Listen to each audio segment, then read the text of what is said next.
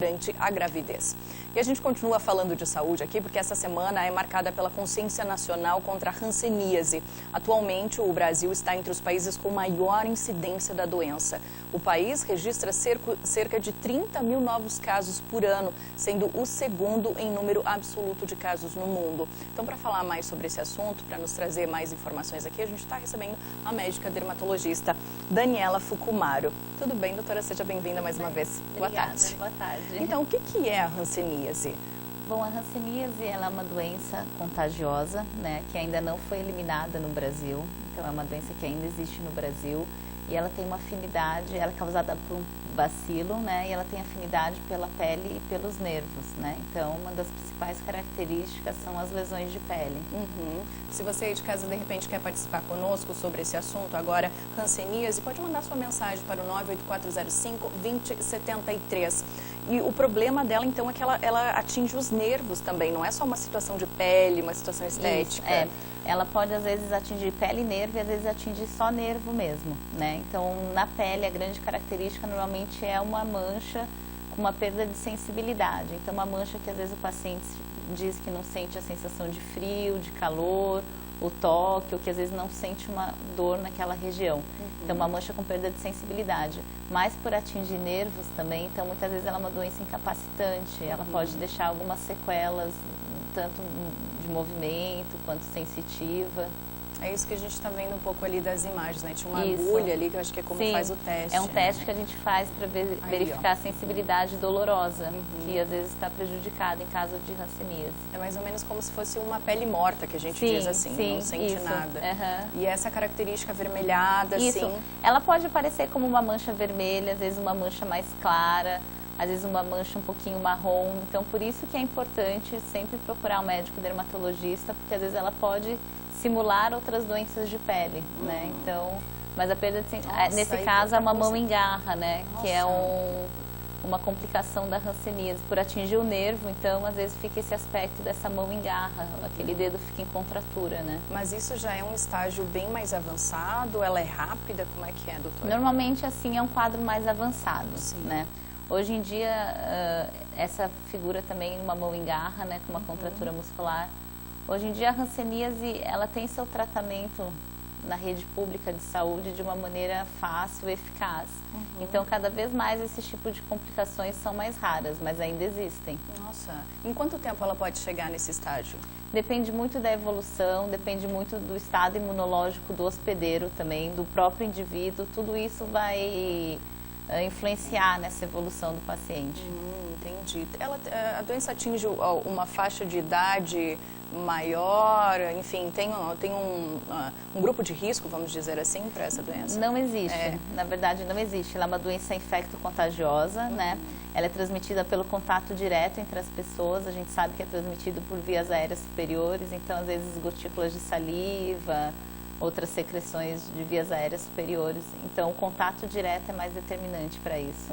Indivíduos que têm um contato íntimo e prolongado, né? Então, que mora junto, tudo isso. E como é que ela... bom, a gente vai pegar de alguém, aí pode acontecer de transmitir para o resto da família, como você está falando aí.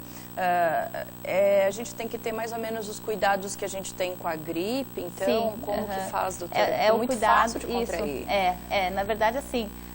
a hanseníase, a gente fala que ela transmite muito fácil, mas poucas pessoas desenvolvem a doença, mas ela transmite muito fácil. Né? Então a gente pode ter o bacilo, como você falou, tipo uma bactéria, podemos dizer assim? Isso, é um bacilo, né? Um micobacterium. Né? E a gente pode ficar com ele no corpo e não desenvolver a doença. Isso, na verdade, se contamina muito fácil, mas não é todo mundo que desenvolve a doença mesmo. Entendi. Né? E tem um tempo para esse bacilo ficar dentro do organismo da gente? O período de incubação da hanseníase ele é bem longo. Uma Uau. das características da doença é que o período de incubação é longo.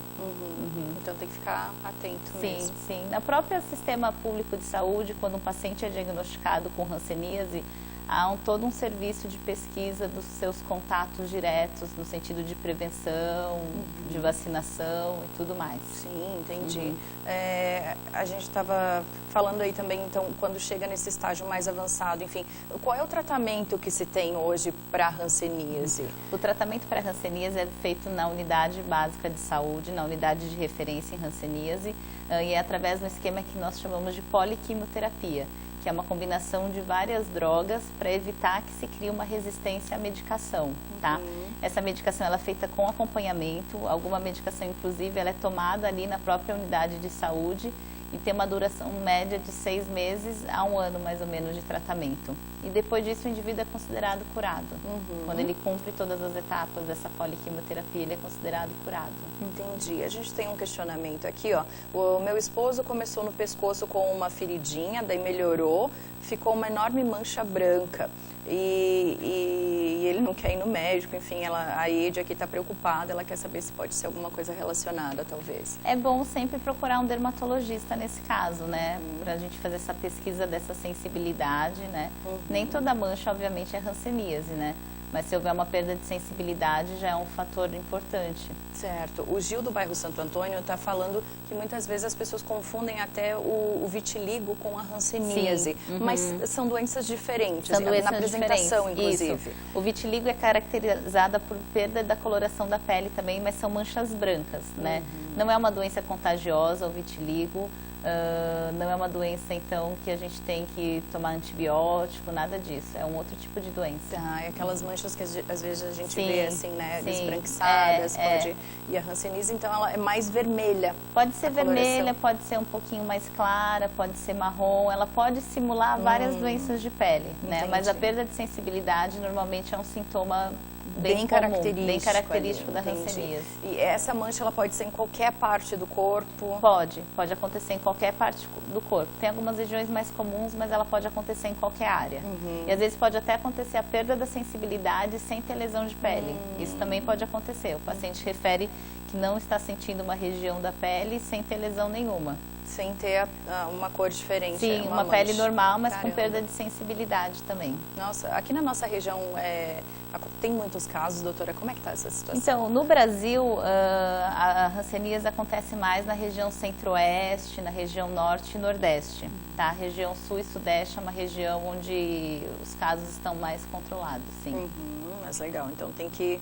De qualquer maneira, é bom a gente saber que tem poucos casos aqui, mas ficar atento para que isso, de repente, como qualquer outra doença, pode chegar aqui e ocupar um espaço importante, certeza. Né? Doutora, muito obrigada pela nossa conversa, obrigada a você. Viu? E vamos pensar sobre a hanseníase, então, nessa semana aí. Sim, com certeza. Tá em alta, é a semana não? de conscientização, então saber que existe a hanseníase em caso de sintomas que a gente conversou aqui, procurar a unidade básica de saúde. Perfeito. Muito obrigada, doutora. Obrigada. Boa tarde. Boa tarde.